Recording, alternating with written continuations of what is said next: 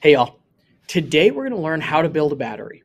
And in doing so, I'm also going to teach you how to build the best battery. In order to do this, we're going to need to know a few things about the different components of our battery, how you put them together, and then also how you do some quick calculations at standard conditions. So let's go ahead and get started with how to build a battery. One of the most important things about a battery is its voltage or its cell potential. Now, if you have ever heard the word volts before or high voltage before, what that really is telling us is it's the force with which electrons are going to move through a wire. 1 volt is equal to 1 joule per coulomb. These are two units we're going to see quite a bit. Joules we've already been introduced to back in thermochemistry. Coulombs is a new unit, and we can think of a coulomb as a chunk of charge. But basically, to calculate the voltage of a cell, all you're going to need to know are the E of reductions of all the components of your battery.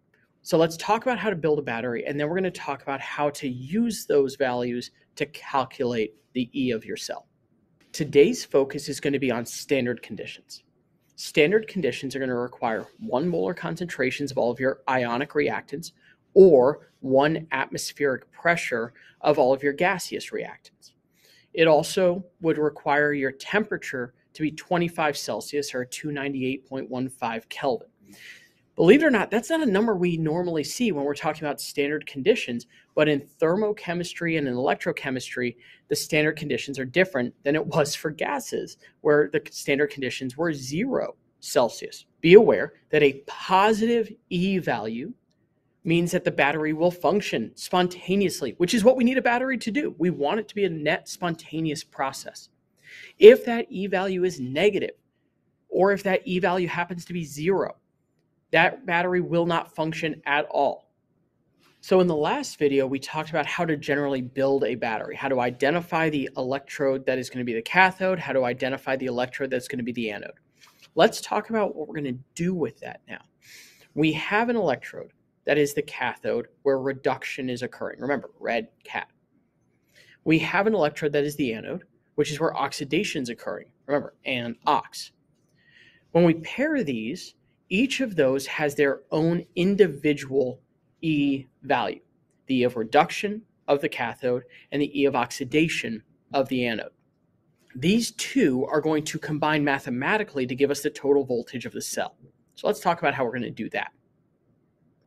In this situation, there are, believe it or not, 2 different ways of writing this equation. And whichever way you choose is fine. The problem is there can be complexities based off of the conceptual going into the mathematical.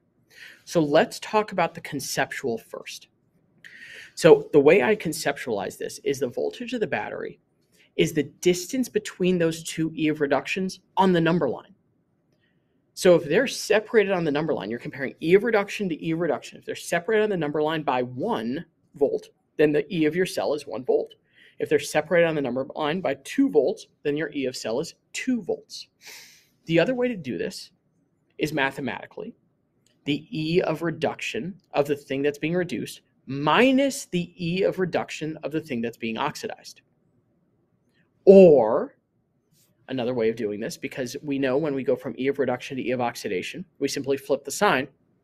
You can say E of reduction of the thing that's being reduced plus the E of oxidation of the thing that's being oxidized. And the reason we can do that again is because you're flipping the sign from a reduction process to an oxidation process. In either case, you're going to get an E of cell. And as long as there's a little degree sign at the top, you know you're at standard conditions. So like I said earlier, when you take the E of reduction and turn it into an E of oxidation, you have to flip the sign. So let's take magnesium here as my example. The E of reduction of magnesium is negative 2.38. But let's say in my battery, the magnesium is actually being oxidized. Its E of oxidation would be positive 2.38, okay? And again, how I'm using this is the key. It's not so much just understanding how to flip it, it's then how to use it in the future. So let's look at that. So let's take a look at an example of an actual battery and figure out how to calculate its voltage. Here I have a zinc copper cell. So in 1/2 cell, I have zinc ions and a zinc electrode. In the other half, I have copper ions and a copper electrode. When I'm creating this overall battery, I need to figure out, first of all, which direction are electrons moving, which is the voltage, all of that. Now, in the last video, we talked about direction of electron movement. We talked about the generalities there. But now let's talk about how to calculate the voltage. If I look at the E of reductions of both copper and zinc, the E of reduction of copper is positive 0.34. The E of reduction of zinc is negative 0.76. This tells me that the copper is going to be reduced, the zinc is going to be oxidized. Remember, the copper is a more positive E of reduction. It's more likely to be reduced. The zinc is a more negative E of reduction value. It's more likely to be oxidized.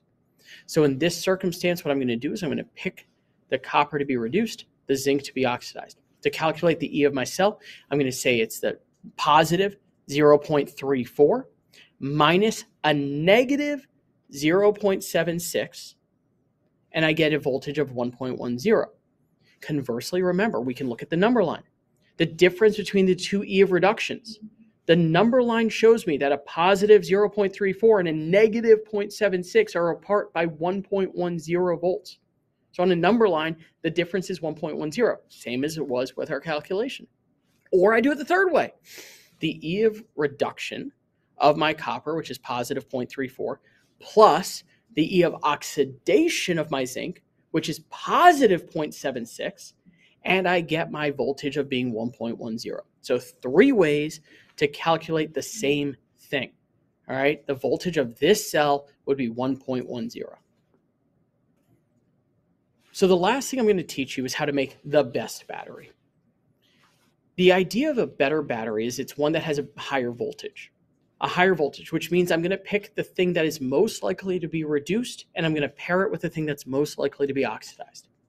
So if I'm given a series of, let's say, 5 different reduction reactions, like this, I'm going to look for the most positive E of reduction, and that's going to be my cathode. Then I'm going to look for the most negative E of reduction, and that's going to be my anode. So take a look at this. Let's figure out which pairing would give us the highest overall voltage, the best battery. So in this case, I would make a calcium iodide battery. The calcium in this case has the most negative E of reduction, negative 2.76. So it's going to be the one that is absolute most likely to be oxidized. That's my anode. My cathode is going to be the iodine because it's got the most positive E of reduction. So on a number line, these two are further apart than any other two that would be paired. All right. Its overall voltage would be 3.30.